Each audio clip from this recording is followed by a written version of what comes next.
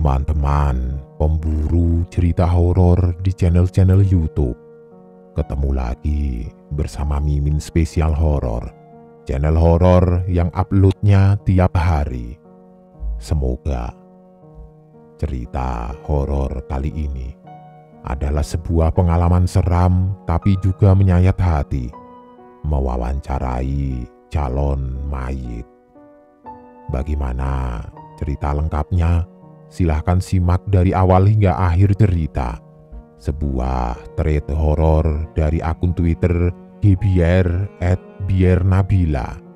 Semoga kalian suka dan terhibur. Buat kalian semua yang punya pengalaman horor, jangan lupa tuliskan di kolom komentar, biar kita semua ikut menyimak.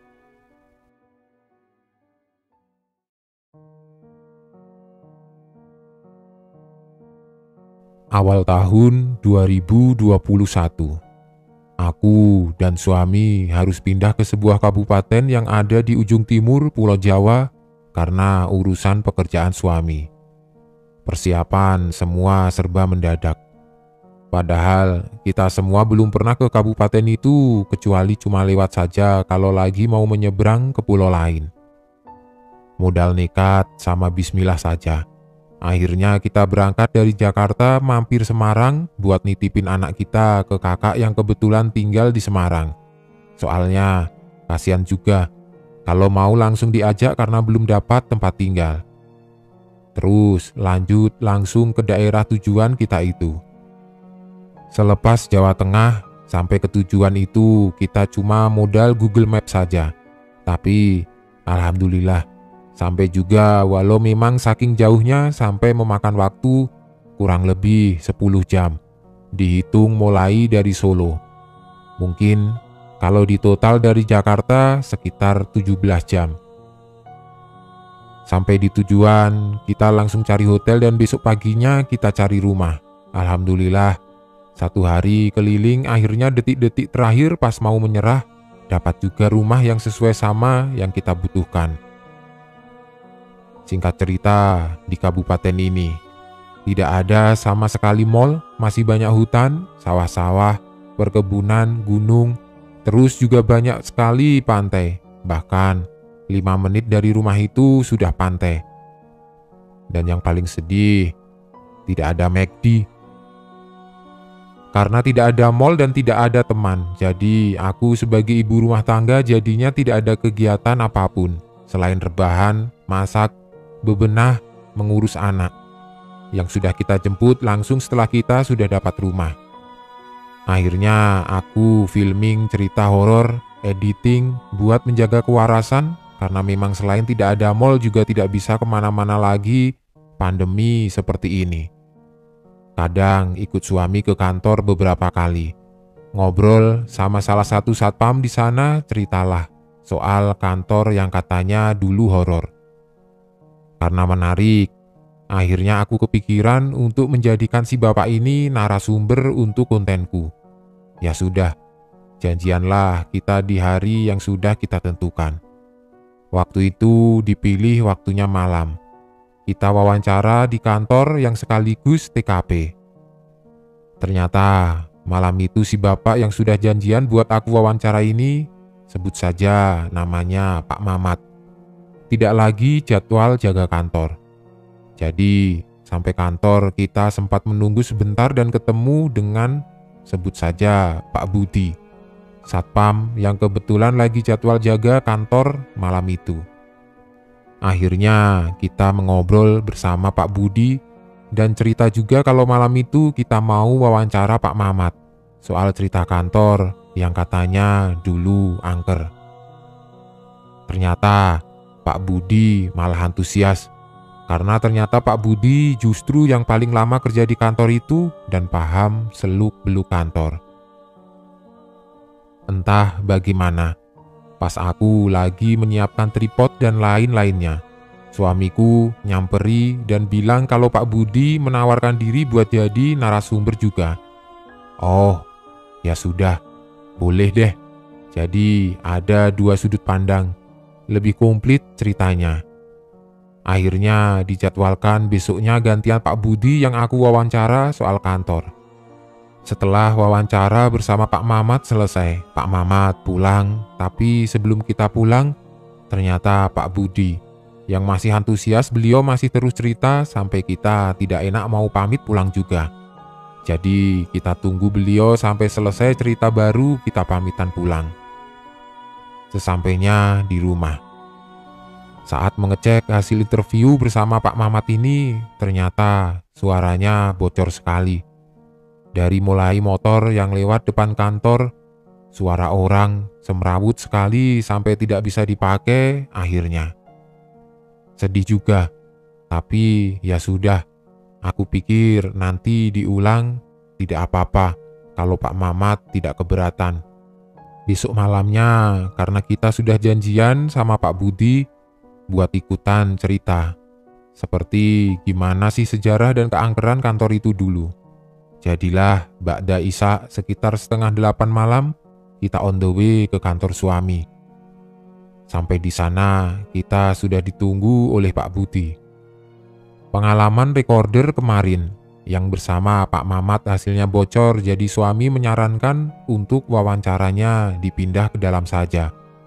Tapi ternyata Pak Budi mengusulkan kalau wawancaranya di sebelah musola saja, ada kursi dan meja di sana. Tempat terbuka menghadap ke pohon bambu dan sungai.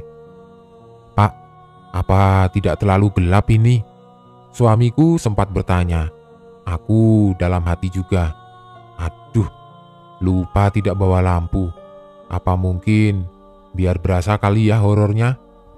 Karena memang gelap remang-remang, tapi sepi, mungkin biar suaranya bagus, tidak ada bocor.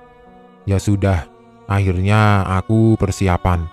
Dan ternyata pas mulai filming memang gelap sekali. Di kamera tidak kelihatan apa-apa. Ya sudah, Pak Budi maunya begini, nanti masukin suaranya saja. Yang penting suaranya jelas. Suami pamit beli martabak buat Pak Budi dan aku melanjutkan filming berdua bersama Pak Budi. Dari awal datang sampai mulai filming, aku merinding terus. Dan pas wawancara itu pun banyak banget kejadian aneh yang bahkan aku saja tidak menyangka bakal terjadi di sana malam itu.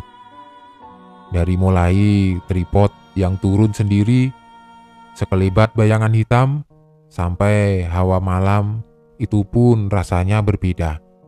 Pak Budi menceritakan rinci dari awal itu kantor dulunya apa, bagaimana bisa akhirnya seperti sekarang, terus ada kejadian apa saja di situ. Dan iya, aku terus-terusan merinding dan kepalaku berasa sedikit berat. Lumayan takut kesurupan, walaupun belum pernah juga. Entah perasaanku saja atau bagaimana, di balik badanku rasanya seperti ada yang megangi bajuku. Tapi setelah aku raba, tidak ada apa-apa. Sampai selesai wawancara, akhirnya kita ngobrol bareng dulu sebentar. Sama suami juga, sambil makan gorengan sebelum akhirnya kami pamitan pulang. Di perjalanan kita pulang, aku hanya diam saja karena kepikiran sama badan dan kepala yang rasanya tidak karuan. Antara takut ada yang nempeli, apa gimana. Karena kebetulan pas lagi wawancara aku posisinya lagi datang bulan. Atau memang aku tidak enak badan saja mungkin waktu itu. Sampai di rumah, aku bersih-bersih, cuci tangan, cuci kaki, ngurusin anakku juga, gantiin baju tidur. Siap-siaplah kita buat tidur. Waktu itu saking aku merasa aneh sama diriku, sampai-sampai aku menyuruh suami buat nempeli tangannya di keningku. Dan aku minta dibacain ayat kursi. Takut, benar-benar takut. Padahal aku juga bacain ayat kursi ke anakku setiap sebelum tidur. Tapi entah kenapa, malam itu rasanya seperti kurang sreg kalau tidak ditambah suami yang juga ikut membacakan ayat kursi ke aku.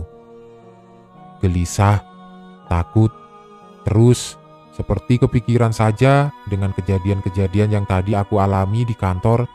waktu wawancara. Malam itu rasanya pengen cepetan pagi, tapi mata susah sekali diajak merem.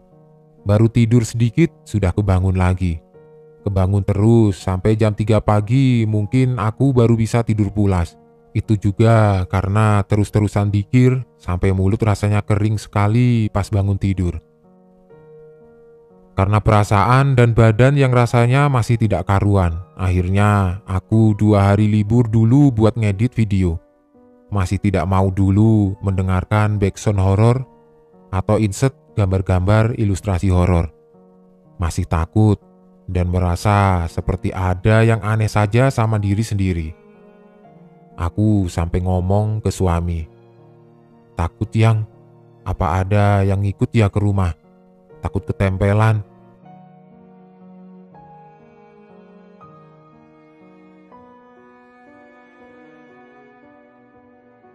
Tapi suamiku cuma nenangin saja dan suruh banyak baca-baca doa.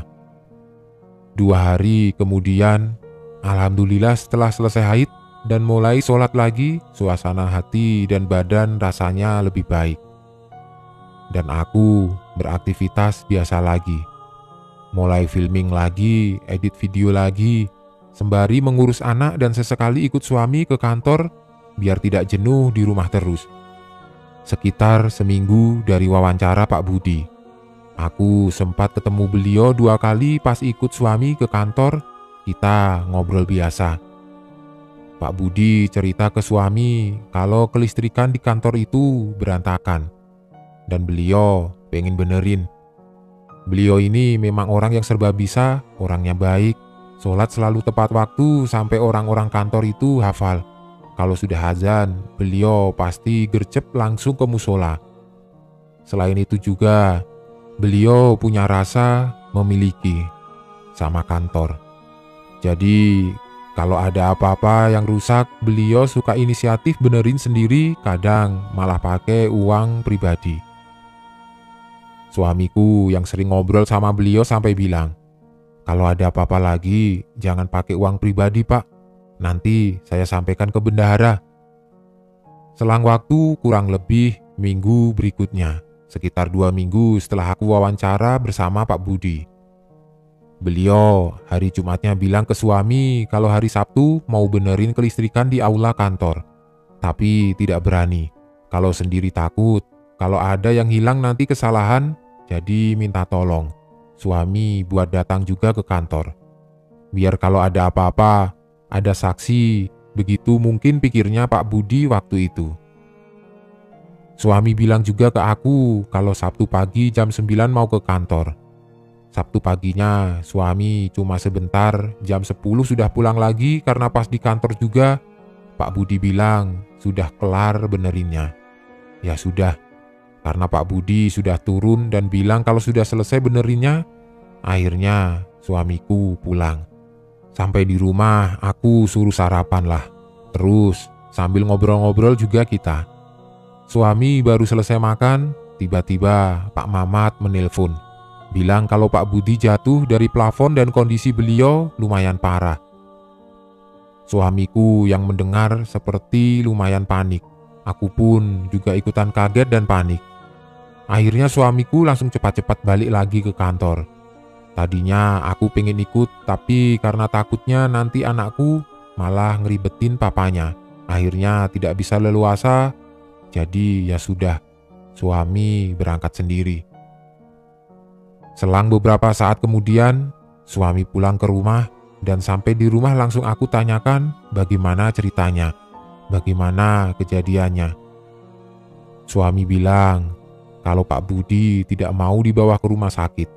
Sudah dipaksa-paksa, tidak mau. Sampai dikasih pilihan sama suami, ya sudah. Kalau tidak mau ke rumah sakit, ke klinik saja. Tapi beliau tetap tidak mau. Alasannya lagi banyak virus begini, takut. Beliau minta diantar pulang saja. Sebelum akhirnya diantar pulang, ternyata pas suamiku awal datang dan tanya ke beliau, "Bagaimana Pak? Kok bisa sampai begini?" Kata suamiku. Beliau menjawab, "Aku didorong Mas, beneran. Aku merasakan ada yang mendorong aku. Saat itu suamiku tidak terlalu menanggapi omongan Pak Budi. Karena memikirkan kondisi Pak Budi yang sudah berdarah-darah, suami sempat telepon ke staf kantor yang lain juga, buat ngabari tentang apa yang barusan terjadi sama Pak Budi. Akhirnya diantarlah sama suami pulang ke rumah Pak Budi, dibantu sama Mamang yang biasa jualan ikan cupang di depan kantor, yang memang akrab juga sama Pak Budi. Mereka sering ngobrol kalau Pak Budi pas lagi jaga pagi. Sampai di rumah Pak Budi, istrinya kaget melihat kondisi beliau. Masih sempat suami bujuk lagi buat dibawa ke rumah sakit, tapi beliau tetap menolak. Dan saat itu juga istrinya seperti mengasih isyarat kepada suamiku, seolah-olah mengasih tahu kalau suaminya itu memang orangnya ngeyel. Begitu katanya. Ya sudah, akhirnya suamiku inisiatif pergi ke apotek membeli perban, obat luka, obat penghilang nyeri, sama apa lagi. Pokoknya yang kira-kira bisa bikin Pak Budi membaik sebagai pertolongan pertama. Walaupun juga berharap setelah itu Pak Budi mau dibawa ke rumah sakit. Pas balik dari apotek, ternyata anak Pak Budi bersama menantunya sudah ada di rumah. Jadi suami ketemulah sama mereka. Dan alhamdulillah, berkat dibujuk anaknya Pak Budi mau dibawa ke rumah sakit sama anaknya. Setelah itu suami akhirnya pulang dan selanjutnya koordinasi lewat telepon saja. Kalau boleh jujur, sebenarnya aku sama suami sangat khawatir sama keadaan Pak Budi. Dari cerita suamiku, letak luka Pak Budi dan keluhan yang dirasakan sama Pak Budi yang katanya sempat muntah-muntah juga pas di rumah. Takut gagal otak dan pendarahan organ dalam. Yang kalau itu semua telat penanganannya bisa fatal akibatnya. Kita di rumah cuma bisa berdoa buat kesembuhan beliau. Sampai suami cerita kalau plafon aula benar-benar bolong dan itu lumayan tinggi. Di bawahnya ada meja kayu. Suamiku curiga Pak Budi jatuh kena meja itu. Malam itu kita sempat niat kalau Pak Budi akhirnya dirawat di rumah sakit, besok kita mau jengukin beliau. Tapi sayang, sekitar jam 6 pagi, suamiku dapat kabar dari staf kantor kalau Pak Budi meninggal dunia. Dengan nada yang sedikit teriak, suamiku bilang, "Ya Allah, Yang, Pak Budi meninggal." Aku yang waktu itu masih tidur, langsung melek kaget. "Ya Allah, Yang, kapan?" Karena semalam kita ngobrol sampai lumayan malam, akhirnya habis subuhan kita sempetin tidur lagi sebentar sebelum anak kita bangun. "Ini baru saja dikabarin sama orang kantor," kata suamiku. "Innalillahi wa inna ilaihi rojiun." Kita sempat bengong berdua. Rasanya seperti tidak percaya sama apa yang baru saja terjadi. Habis itu suami langsung siap-siap buat ke rumah beliau. Sampai di sana jenazah belum datang. Yang ternyata sempat beberapa kali pindah rumah sakit malam itu katanya. Selang beberapa saat jenazah datang dan pihak keluarga menyampaikan kalau almarhum Pak Budi akan dimakamkan jam 9 pagi itu juga. Ya sudah, mendengar itu, suami dan staf yang lain langsung bergegas pulang buat mandi dulu sekalian sarapan. Jadi nanti bisa ikut nyolatin dan ke pemakaman. Selain Pak Budi ini memang sudah lumayan sepuh. Usianya sudah sekitar 60 tahun akhir, hampir masuk 70 tahun. Luka yang beliau alami memang cukup parah. Dan informasi dari menantu beliau yang sempat cerita ke suami pas hari kejadian Sabtu itu. Katanya, beliau sempat mengalami gagal otak juga sebelumnya. Karena memang almarhum ini semasa hidupnya hobi sekali bebenah, benerin macam-macam. Kalau ada apa-apa yang rusak di masjid atau di sekitaran rumahnya pun, almarhum pasti jadi orang yang paling pertama dicari warga buat benerin. Waktu aku ketemu sama almarhum juga, beliau cerita Kalau di rumahnya dari mulai meja, lemari, pajangan semua beliau bikin sendiri. Benar-benar orang serba bisa. Dan orang yang baik, kesan pertama yang aku dapat saat ketemu almarhum sewaktu hidupnya. Saat suamiku pergi takziah dan ke pemakaman beliau, aku di rumah bersama anakku yang waktu itu masih tertidur pulas. Cuma bisa merenungi kejadian ini, benar-benar kita tidak ada yang tahu umur seseorang. Kita sama sekali tidak punya kuasa atas hidup kita. Ketika Allah sudah panggil kapanpun, dimanapun, dan dengan cara apapun yang Allah kehendaki untuk akhir hidup kita. Selain itu, aku juga kepikiran dengan ucapan almarhum yang disampaikan ke suami soal merasa didorong oleh sesuatu yang tidak kasat mata. Aku merinding lagi. Entah itu apa. Kalaupun itu makhluk halus juga mungkin sudah menjadi rangkaian dalam takdir yang sudah digariskan Allah. Tapi kalau bukan, bisa juga itu mungkin hanya perasaan Pak Budi saja. Lagi-lagi, semua menjadi misteri. Rahasia Allah yang kita tidak pernah tahu. Dan memang almarhum Pak Budi ini sangat antusias dengan hal-hal yang gaib. Sampai-sampai dulu ketika aku wawancara pun beliau menyampaikan juga keinginannya untuk bisa berkomunikasi dengan makhluk gaib. Sampai beliau juga menunjukkan kalau saking penasarannya sering menyalakan dupa di kantor. Karena dari awal beliau ini tidak pernah ditampaki wujud asli si penunggu kantor yang dulu sempat bikin heboh, yang beliau ceritakan ke aku pas wawancara. Almarhum hanya merasakan dan melihat bayangan saja. Ketika sholat seperti ada makmum gaib yang ikut sholat bersamanya.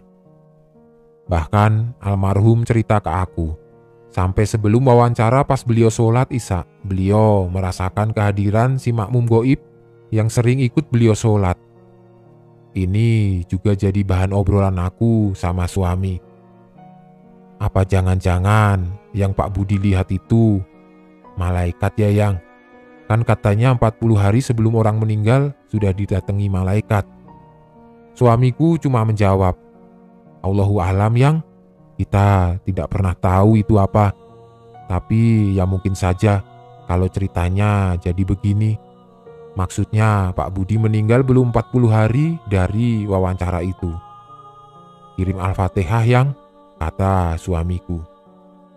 Ya Allah, dalam hati jadi bertanya-tanya apa dulu suasana sebegitu mencekamnya dan hawa di malam wawancara itu berasa benar-benar tidak enak. Apa jangan-jangan karena ada malaikat di sana, atau bisa juga si makhluk gaib yang merasa terpanggil dengan adanya obrolanku dengan Pak Budi di sana. Sampai hari ini aku mengetik dan cerita di sini pun, itu rasa mencekamnya di saat aku wawancara di sana masih teringat jelas. Seninnya pas suami masuk kerja, dia ceritalah ke beberapa orang di kantor kalau almarhum sempat bilang kalau merasa didorong oleh sesuatu. Akhirnya mereka memutuskan untuk mengecek CCTV kantor, biar pasti saja kejadiannya seperti gimana. Walaupun ada sebagian juga yang tidak mau melihat karena tidak kuat, tidak tega. Tapi karena penasaran dan mau tahu apa yang sebenarnya dialami almarhum Pak Budi. Ya sudah, suamiku ikutan melihat rekaman CCTV.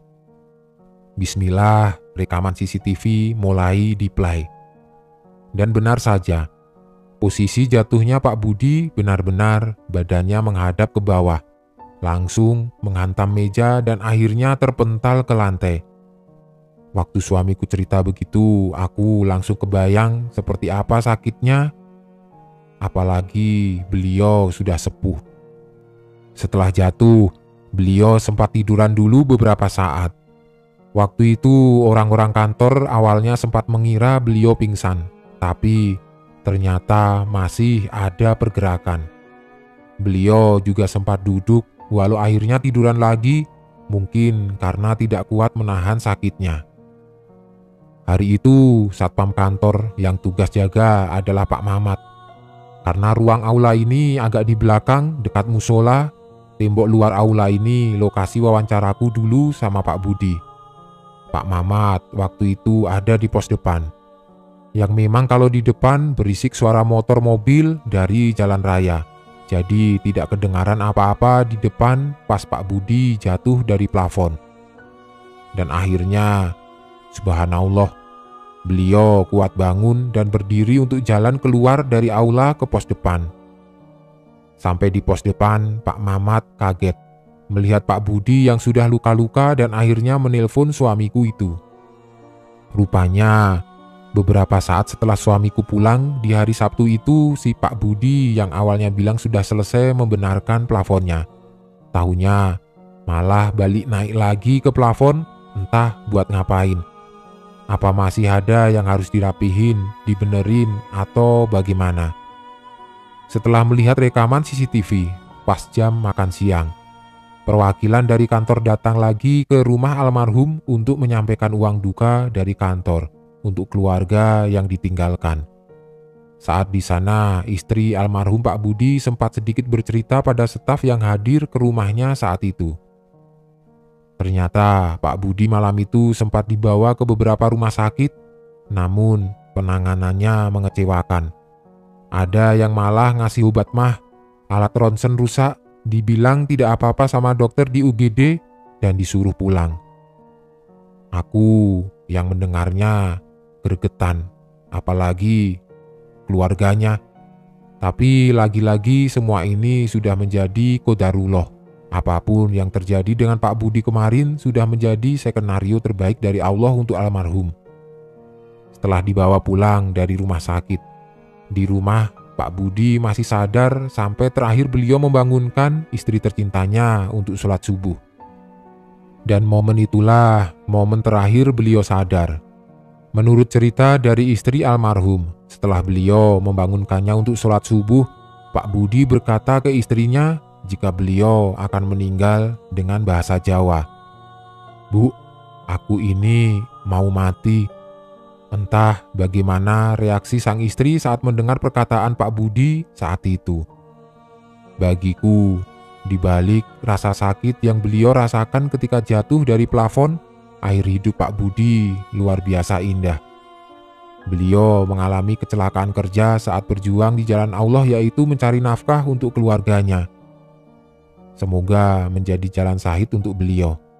Lalu di saat-saat terakhir, beliau dikelilingi oleh orang-orang terkasihnya. Insya Allah, beliau mendapatkan husnul khotimah. Amin.